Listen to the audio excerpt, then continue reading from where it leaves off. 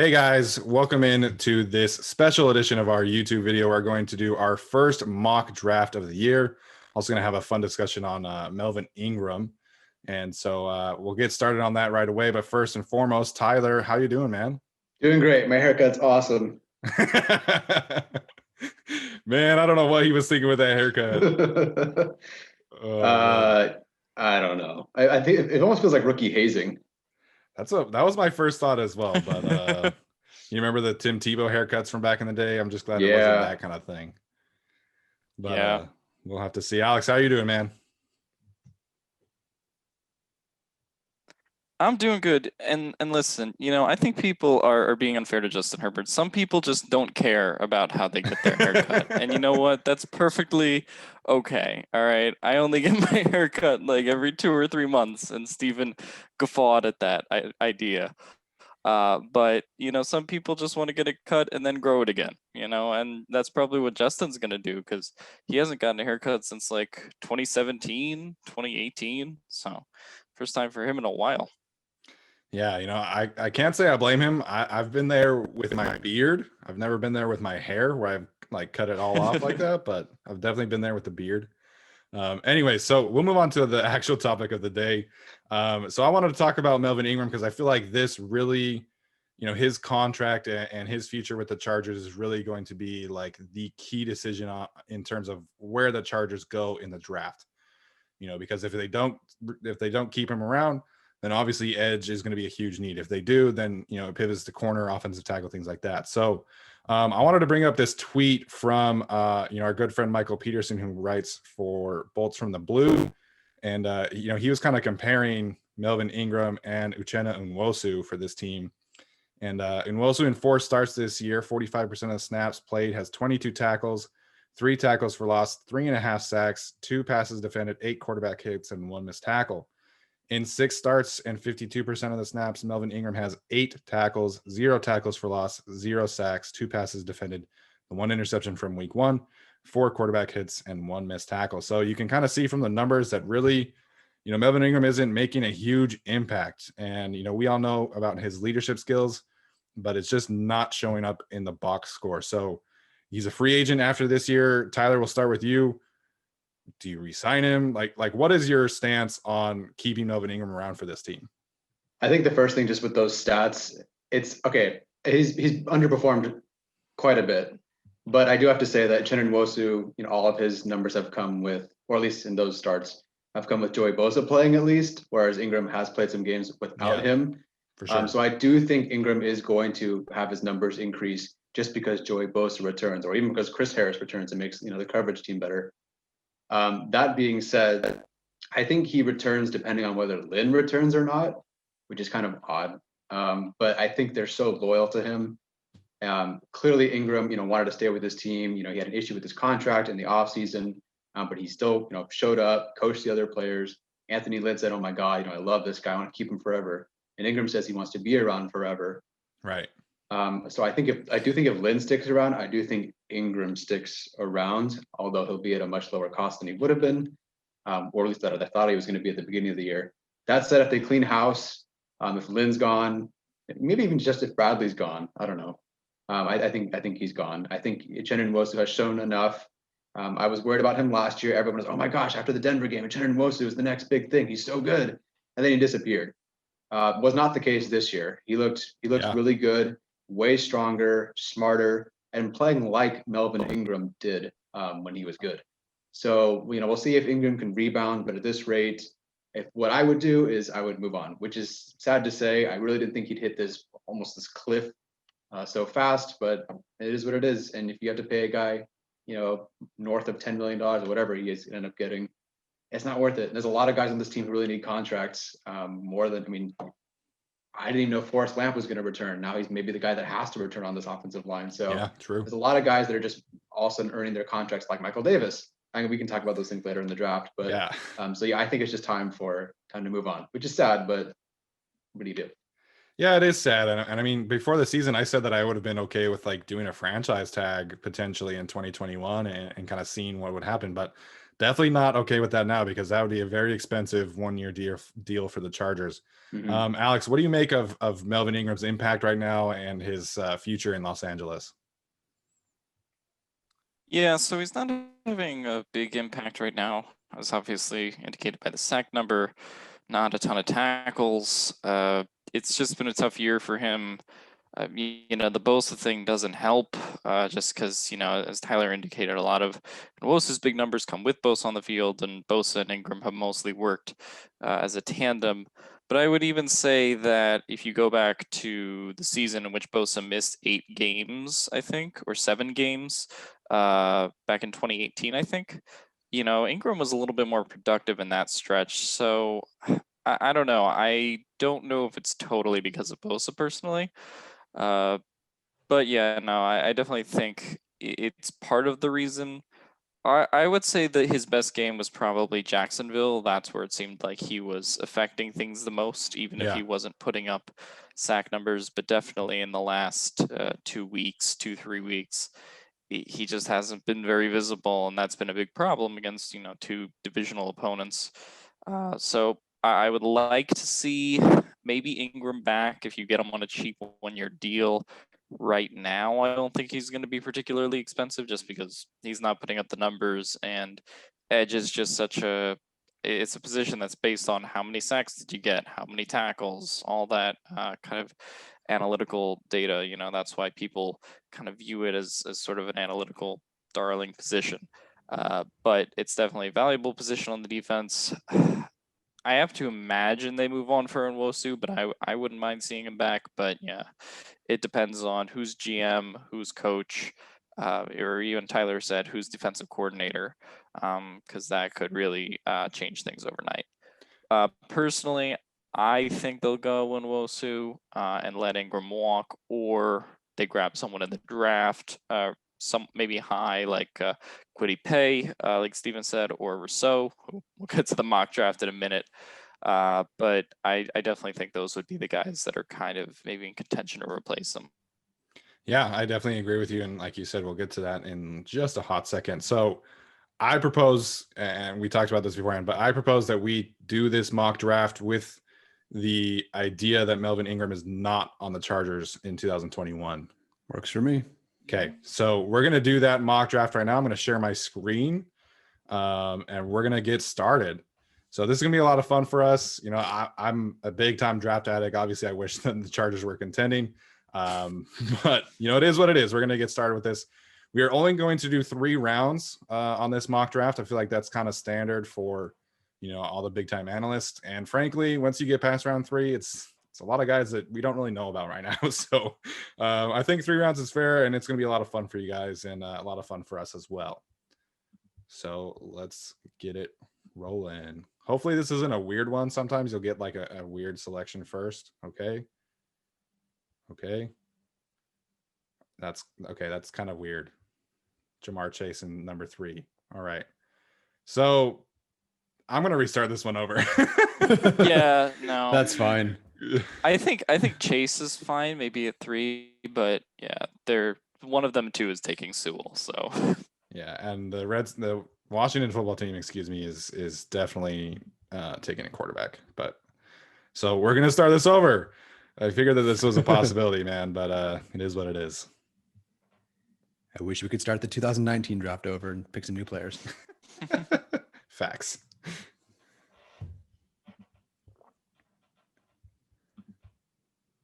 Apologies for the delay, everyone. I'm surprised by how high TDN has Rosso. They have him kind of consistently going top 4, Give top us 5. a normal one. Okay, there we go. Okay. No, that's not normal. Man, come on, TDN. You're killing me right now. Let's take Justin Fields. Justin Fields. Yeah. Someone Take asked him. me the other day, like, would you take Justin Fields if he was there? It's like, no. You have Justin Herbert. Like, what are we doing here? Oh, man. All right, TDN. Come on now. Maybe you can do some Taysom Hill stuff with Justin Fields. I mean, I guess I could control the first ones. Wait, no, I can't do that. Okay, Trevor Lawrence. Oh, God. No. If Okay. Fields goes and then Sewell goes, that might work.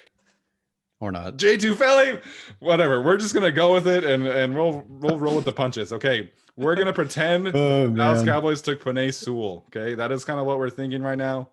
Okay. Obviously, I think that the Cowboys could certainly trade back. They could certainly take a quarterback if one is available to them.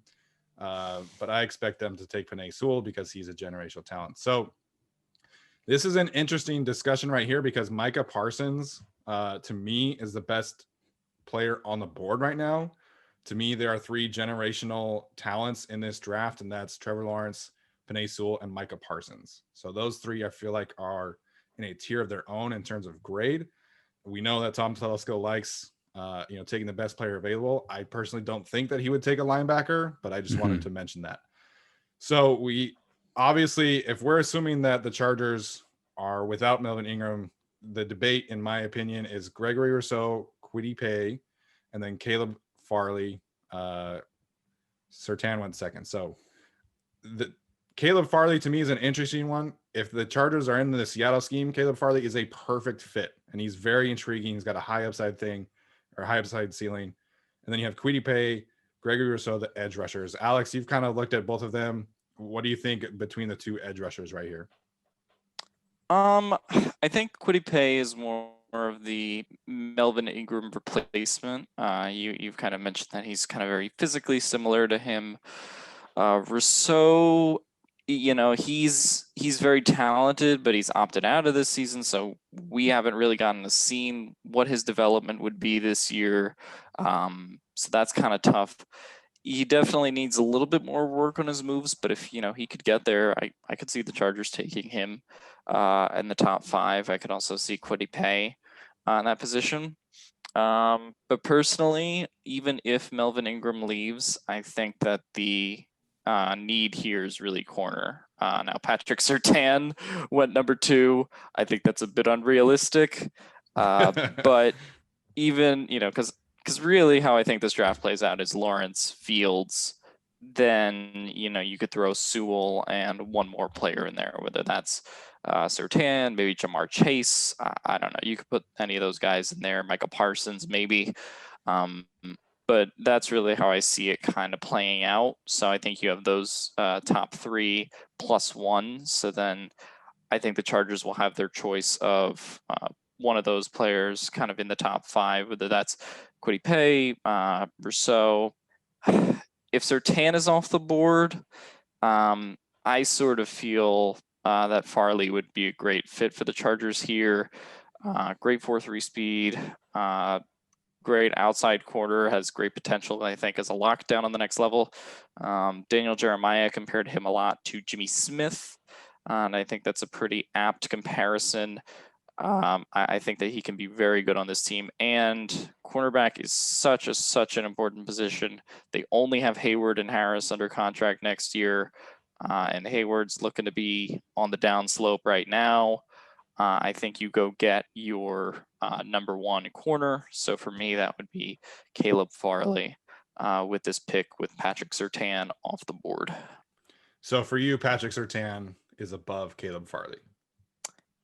Yes, as it is right now. I would say if Surtain is available at 5, then you take him. If he's not, then I don't think it would be crazy for the Chargers to trade down 1-2 spots if some team wants to go up, and then you take Farley.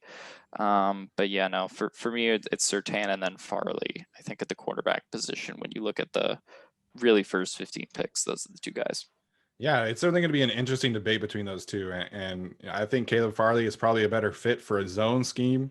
And, he's got incredible ball skills. He's a great playmaker. And the Chargers haven't really had that type of corner to, consistently, give them positive field position. When we had the one season of Casey Hayward when he had 7 interceptions, I think. But obviously, he's kind of turned into more of a lockdown cover corner, and that's obviously okay. But having a playmaker like him would be very interesting.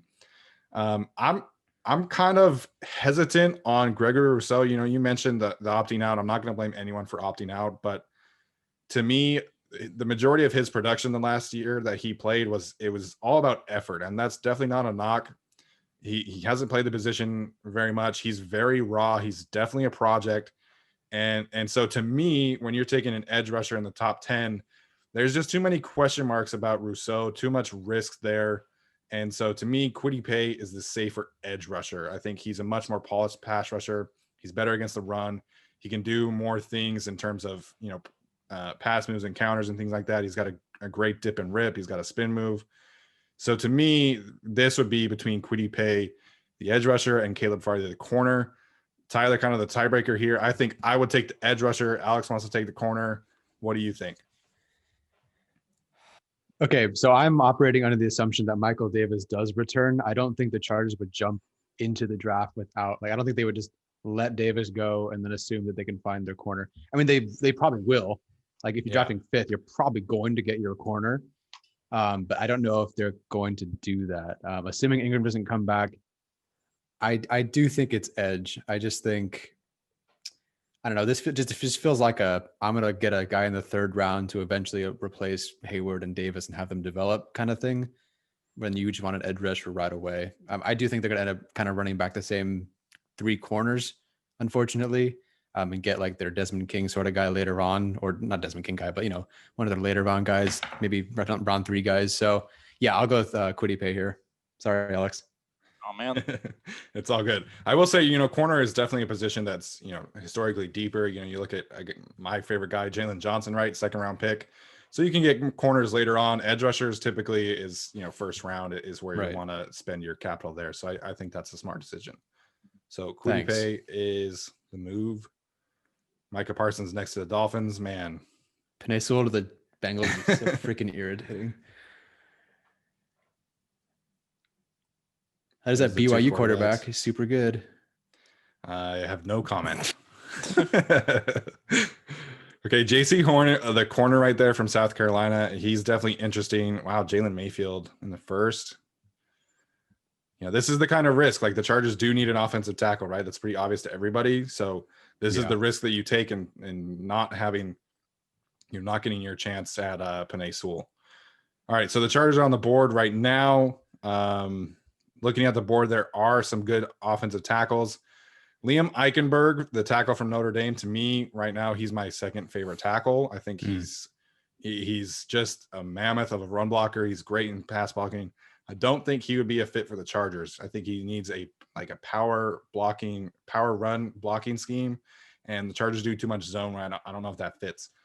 Dylan Raduns or Radins, I don't know how to say that, the North Dakota State one.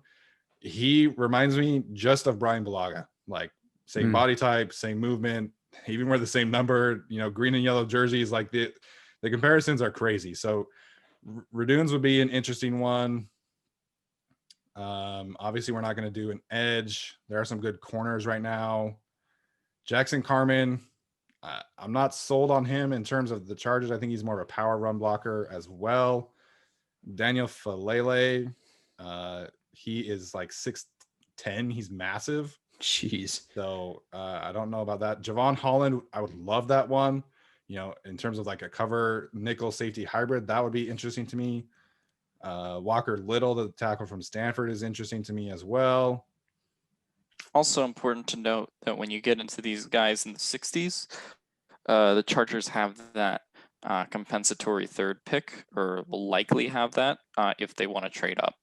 So that might be interesting to watch on day 2-ish. So I guess it's just kind of how much do we think the Chargers need a tackle right here? Alex Leatherwood is a guy that I really like. Again, I don't know how much he fits in terms of doing zone blocking schemes. In terms of corners, if we wanted to go that route, I like Tyson Campbell a lot. He's a taller, lankier guy, similar to Michael Davis. We know how much the Chargers like those type of corners. Asante Samuel, he's a feisty man cover corner. Reminds me of a lot of his dad, honestly. But he's 5'9", probably. Like he's really short. So to me, it's offensive tackle here. What do you guys think? So I think it's between 2 players. Eichenberg would be awesome. Don't think he's going to be there. So I'm kind of approaching this with he's not on the board. So the 2 that it comes down for me are Leatherwood.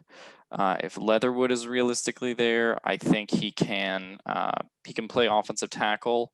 There's questions about whether he'll play tackle or guard on the next level, but either way, the Chargers need someone who can play on the inside or outside. Trey Turner only has 1 year left on his deal. Brian Balaga's been dealing with injuries. So even if you get a guy on the inside, I think that would be awesome. But they do need a guy who can upgrade over, some of their left tackles and right tackles, right? So I think you need an upgrade at that position. So I think Leather would be great, and Asante Samuel Jr., if you don't go corner in the first round, I think he would be a great option. Reminds a lot of people of, obviously, Asante Samuel is a little bit smaller in size. But for me, I would go with Leatherwood here. Just has, pretty great intangibles, great physicality. And I think that he's what the Chargers would look for in a tackle or guard at this point. So I think that you get him and hope to develop him, but he's not nearly the project that someone like Trey Pipkins was. Yeah, absolutely. I do want to say I don't know if he'll go this early. He went right now to the Steelers at 32. Rashawn Slater is really interesting to me. He's working with Duke Manyweather, who is an amazing offensive lineman coach. He's a little smaller. I think he's only 6'4", so he's very similar to Forrest Lamp. Got a similar build. I think he could be an interesting target if he's there. The other one to me to keep an eye on is Taven Jenkins from Oklahoma State. He's getting a lot of buzz. Daniel Jeremiah tweeted about him the other day. I could see him, being kind of a target as well. So Tyler, I assume you think it's offensive tackle here as well. Yeah. Do they bring back Tevy? I mean, I think Tevy will be back. I just don't know if he'll be starting. I think he's going to want like a George Fant kind of deal, or like one of these things where he totally is going to get overpaid and go to some team because he is a starter, I guess. And, he's doing fine. He's not great. But Telesco will go best player available. Looks like there's nothing but offensive tackles here. So I don't even know what another option would be at this point. A couple of corners. He'll take the best player available. Hunter Henry, Nasir Adderley, Jenna Nwosu. Like he'll just pick whoever is the best available guy. It looks like that's offensive tackle. So I mean, up to you guys. I feel like Alex Leatherwood is going to be the name that gets brought up, like Austin Jackson, for every single Chargers fan, like just the name that everybody knows. And so they draft him. I have a feeling that's going to happen in many mock drafts from fans. So it's up to you guys. I think it's offensive tackle. I don't think you should, well, no, if Tevy's not resigned, it's almost, and they don't draft Sewell. It pretty much has to be offensive tackle at this point. So yeah, I think, that's an interesting conversation because to me, the main criticism right now of Tom Telesco is that he hasn't invested a ton of top tier draft capital in offensive linemen. And so that's kind of, he has to do that this year or otherwise his seat's going to get mighty hot. So to me, I would feel like Raduns is the better fit. I feel like he's more of a project though, because, he hasn't played in 2020. He had the one showcase game against Arkansas State, I think. Anyway, so to me, Alex Leatherwood is very polished. I love what I see from Alex Leatherwood. He can play inside. He can play outside. He started right guard as a freshman and a sophomore and then moved to the left tackle the last 2 years. So I think we're in agreement that it's Alex Leatherwood. Okay, sure. And I do think I would love for them to double dip later on with tackles because everything behind Balaga looks questionable. And if there's no Tevy, what do we have? Storm Norton. So I think they'll double dip. Well, we say that every year that they're going to double dip and they don't. So, well, I mean, they double dipped the receiver. So I guess it's interesting. And they had one snap on Sunday combined. Gosh.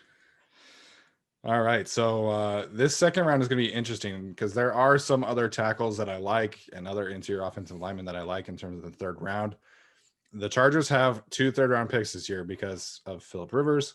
So definitely a good opportunity to get another impact player here. Okay, so let me look at who just went. Alec Lindstrom is a guy I really like in terms of interior offensive line. Bubba Bolden would be another one, very similar to Desmond King in terms of play style, a little undersized, probably needs to run a good 40 time. Chuba Hubbard, wow, Desmond Ridder, the tackle or the quarterback from Cincinnati, good for him. Okay, so what are we thinking here? You want to do another defensive back? Who's the worst player on the board because that's who Telesco is going to take in the third round. So you just point me in that direction. That's who it is. Yeah. So we took Kwity Paye first, obviously. So I kind of feel like they have to take a defensive back here. Mm-hmm. There are some interesting options as in terms of linebacker, Merlin Robinson right here, very good coverage linebacker that I like a lot out of Arizona State. So definitely someone to keep an eye on if you're a college football fan. But to me, this is kind of unrealistic that he's here, but Javon Holland would be the choice without a doubt in my mind. I do not think he will be on the board at this point, so I'm not going to choose him. Let's go to the corners.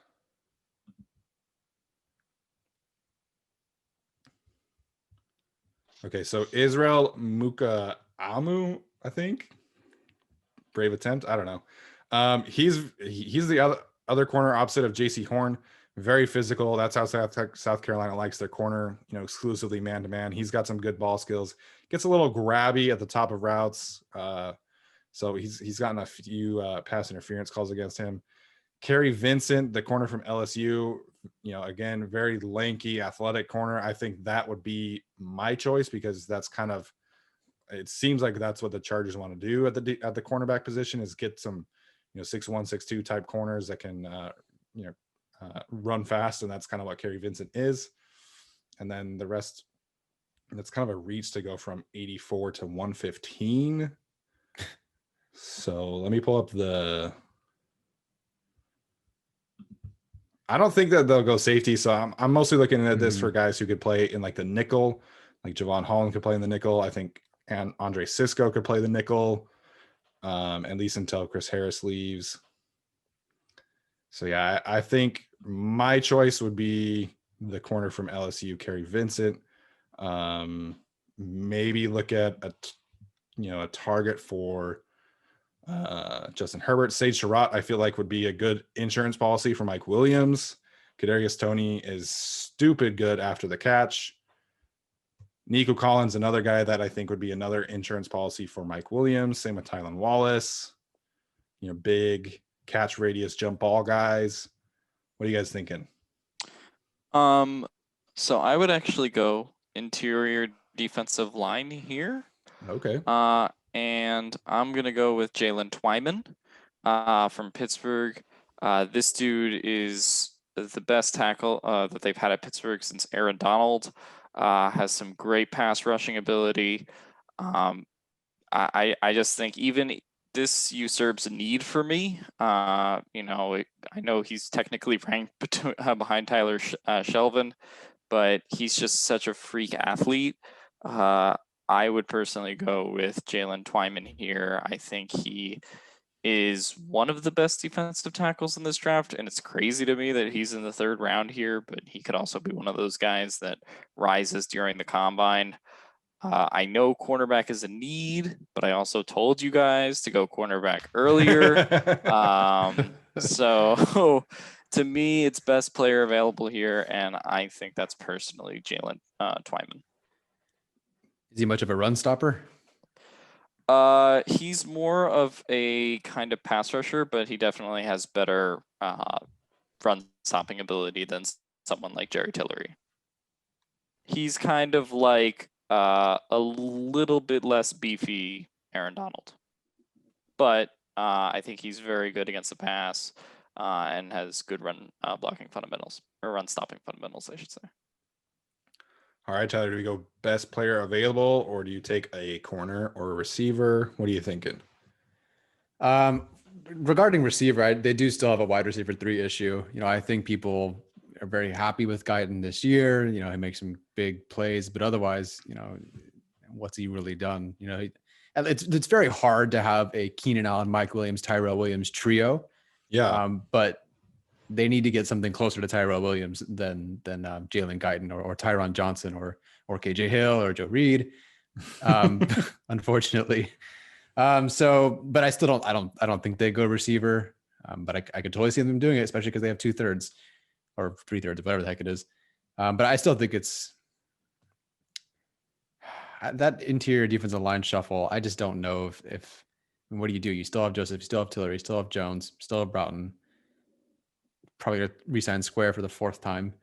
So, you know,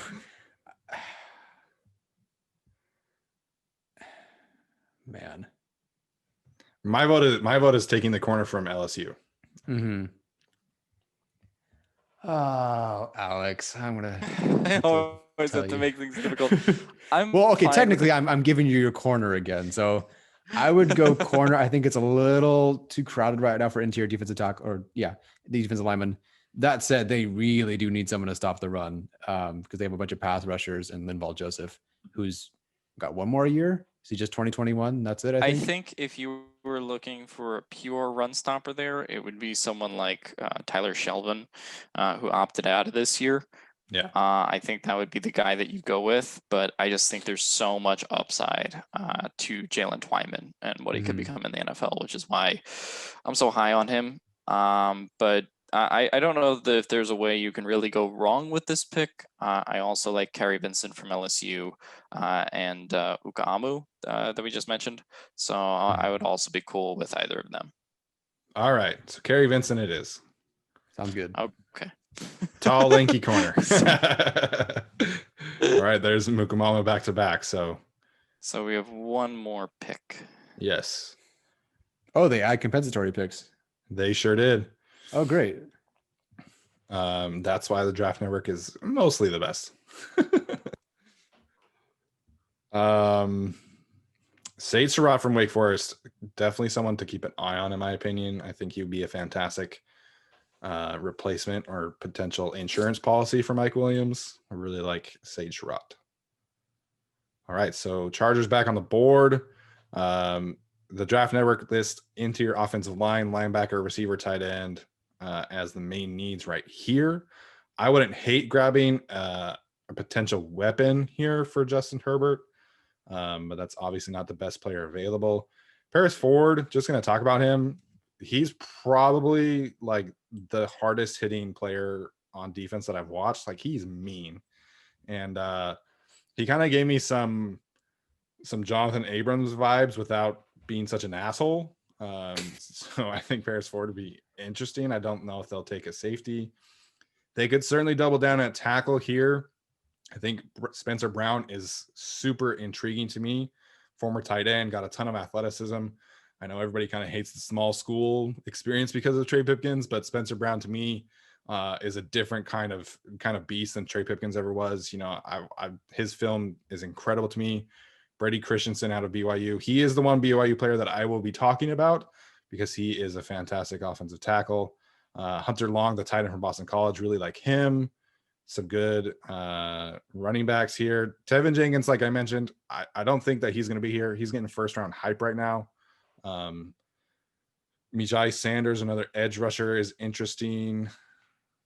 Where are these receivers at? Nick Eubanks, he's interesting at tight end. Let me pull up the receivers. Tight end is an interesting one, though, because they could be down to Donald Parham. Yeah, I'm pretty sure that Hunter Henry will be back at this point. Yeah. But these receivers right here are interesting. Justin Ross would be a perfect fit. He just has a major neck injury, so that kind of worries me.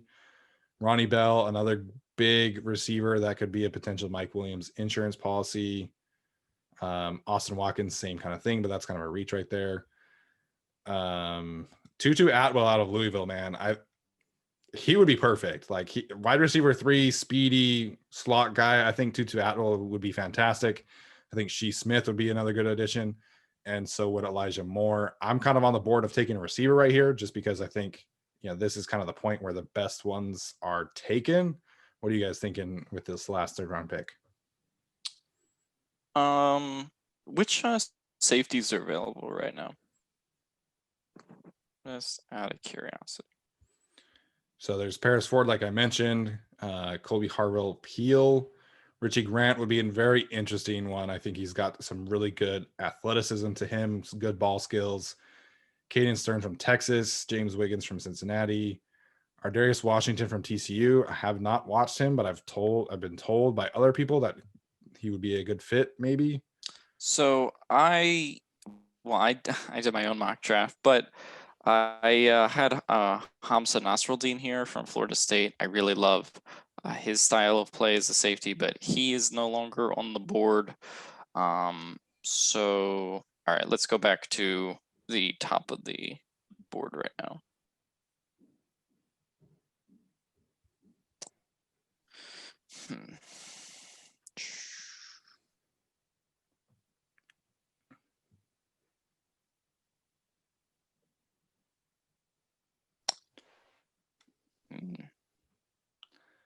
So it seems like kind of a prime area to take a tight end. Yeah. Maybe an area that they could target. I personally would go. I would go with one of the receivers. Honestly, I would. I think you'd reach for your receiver, and then in 8 picks or 10 picks, whenever they pick. That's true. They do pick in 10 picks for now, or I just think take a 9. tight end. So I think one of the tight ends would be a good choice. Yeah. Hunter Long, interesting one. I think Nick Eubanks has got some athletic upside, but he's definitely not, like a Hunter Henry well-rounded type guy. He's more of like an Evan Ingram type player. Right. So if you're looking for like a Hunter Henry well-rounded replacement, I think that's Hunter Long from Boston College. I'd pick Hunter receiver Long at this point. Is interesting. Can you scroll down a little bit? I just want to see some of the other guys that are. Jenkins. You want the tight ends or just in general? I'm kind of so I'm Long would be cool. I wouldn't mind doubling on offensive tackle here. I think there's some guys like Spencer Brown that are nice. Jenkins, I also like out of Oklahoma State. So there's a couple guys you could go with here.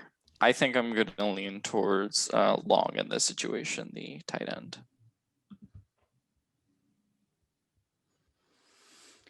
Yeah, these interior offensive linemen at this point, I'm kind of just not interested in. Yeah. So to me, I feel like if you're going past round 3 or 4, I think that you really lean towards tackles and see which one develops, like Trey Pipkins to an extent. Once you get past the real like top tier tackles, so Spencer Brown is an interesting one, but I think for this purpose, I would go with Hunter Long, depending. Well, also replacing a Hunter with a Hunter potentially. So not bad. Way there. Yeah. So I think that's the pick for me as well. Tyler, you cool with it? Sure. Cool. Okay. So that brings us through round. So I think literally they pick in like 10 picks after that. Pretty much. All right, so that is our first mock draft. I'm honestly pretty happy with this. Kwity Paye, Alex Leatherwood, Kerry Vincent, Hunter Long. I think you'd get 4 legitimate future starters there. The thought of having Kwity Paye, like transitioning from Melvin Ingram to Uchenna and Nwosu briefly, and then Kwity Paye, man, that's just like chef's kiss for me. I think that would be a perfect transition. What do you guys think about these first 4 picks, man? Yeah, I mean, it's the positions they need. Obviously, they need edge, depending on what happens with Melvin Ingram, and even not depending on what happens with Ingram. I still think you might go edge in the first round. Corner, something they obviously need, and then you look at tackle, interior offensive line. I think receiver is the one you could argue that maybe towards the end of the 3rd round we were talking about they take one. But other than that, no, I think they addressed really the needs that we expect them to at the top of the draft, which means that's probably not how it's going to go on draft night. They're not going to fit the players in that we want. But so just for context, my mock draft that I'm going to post on Boltbeat tomorrow, my first 4 picks in the 3 rounds were Patrick Surtain, Alex Leatherwood, Tyler Shelvin from LSU, the interior defensive lineman. And then I went Hamza Nasruddin, the safety out of Florida State. So I think you could really go a lot of ways here, but I definitely think first 3 rounds priorities are corner, tackle, and then potentially edge, or if they want to add, maybe double down on corner, double down on offensive tackle. Yeah, no, the picks look great considering what we think their needs are going to be coming to the draft. Yeah, I think this looks great. I don't know the prospects very well. You guys do, so I trust you. The only monkey wrench for me is what do they think of Uchenna Nwosu? I mean, do they like if they think he's a starter? Why, what are you doing at edge? I mean, I know you said like go with Uchenna Nwosu and then transition to Kwity Paye. Not like you're going to ignore Kwity Paye for a year, but I don't know. That's just kind of the monkey wrench right now. Like I don't know. Yeah. I don't know how much they, because obviously, had a great, couple of games this year, but then they went right back to Ingram and almost completely forgot about Uchenna Nwosu. So I don't know how they feel about him, but they have a guy they can just take and just put in their starting lineup next year without paying Ingram on a rookie contract. So I don't know. It's just the monkey wrench in the whole draft. And then do they like Tevi? And then they might not take an offensive tackle. I don't know. So it's really tough. After free agency, it'd be very, very easy to start picking players. But for right now, it's like, I don't know. So that means, we're assuming, I guess we're assuming Ingram doesn't come back. I don't know if Tevi comes back, if you're taking a guy at 37. And then I think even if you have all 3 corners come back, or if you re-sign Davis, that is, I think you can still take a corner in the 3rd.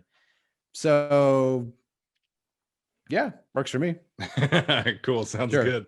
Like you mentioned, the Uchenna Nwosu thing has definitely been a little frustrating because, I mean, you have an older guy who you think you want to keep a little more fresh, that's not really producing.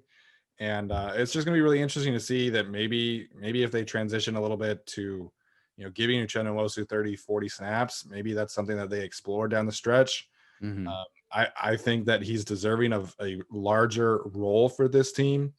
And it definitely would not surprise me if they decided to bring back Melvin Ingram, if they decided to, kind of go, quote unquote, all in on Nwosu and maybe take an edge rusher for depth later on. Mm-hmm. So I just think that, in this instance with Patrick Surtain gone, I really like Caleb Farley. I don't know if I would take him in the top 5.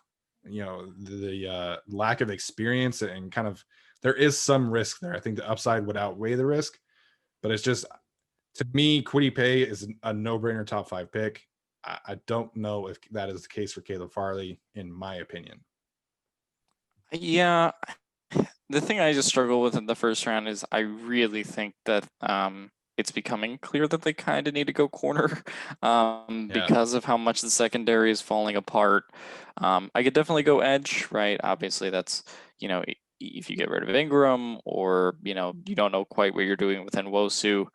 I think cornerback is, because if we're seeing Hayward hit the wall now, it really concerns me what it could be like next year. Then you add in maybe Michael Davis doesn't come back and he takes a bigger role somewhere in free agency. So for me, I think you have to go corner here in the first round, whether that's Surtain. I wouldn't mind trading down a little bit for Farley. Obviously, a lot of things could change with the combine. Surtain can move up or Farley could move down. There's a lot of things that could happen. But right now, I would personally go with Patrick Surtain or Caleb Farley in that first round. Yeah, and someone asked me like the difference between Surtain and Farley. I think if Surtain is there at 5, Sewell goes, at number 4, I'm totally okay with Surtain at 5. That's the difference for me. I do feel like Surtain is worth a top 5 pick. I feel like his measurables, his experience, mostly his length and athleticism, I feel like, is worthy of a top 5 pick. Caleb Farley is definitely an athlete. He's more of a Casey Hayward, going to rely on technique type of corner than Surtain, who is right now just, beasting on guys with his athleticism. So that's really the difference for me right now. Again, kind of depends on how they test out and really kind of what the Chargers need from here on out. So hopefully you guys enjoyed this. It was a fun exercise. Again, it's kind of disappointing that we're here doing a mock draft in November, but it is what it is. I had fun. I love doing mock drafts. I love, studying college prospects, and hopefully you guys enjoyed this exercise. So as always, do not forget to check out our promo code at Manscaped. That's promo code GUILTY for 20% off of Manscaped. If you want to do a better job on your balls than Justin Herbert did on his hair, make sure and get the lawnmower for at Manscaped. I still can't believe he's cut his hair, man. Oh, geez. Anyways, all right, guys, thanks for tuning in. Make sure you keep an eye out for our next episode, as well as some other film work that we're going to be doing. That'll do it. Thanks for tuning in, and we'll see you next time.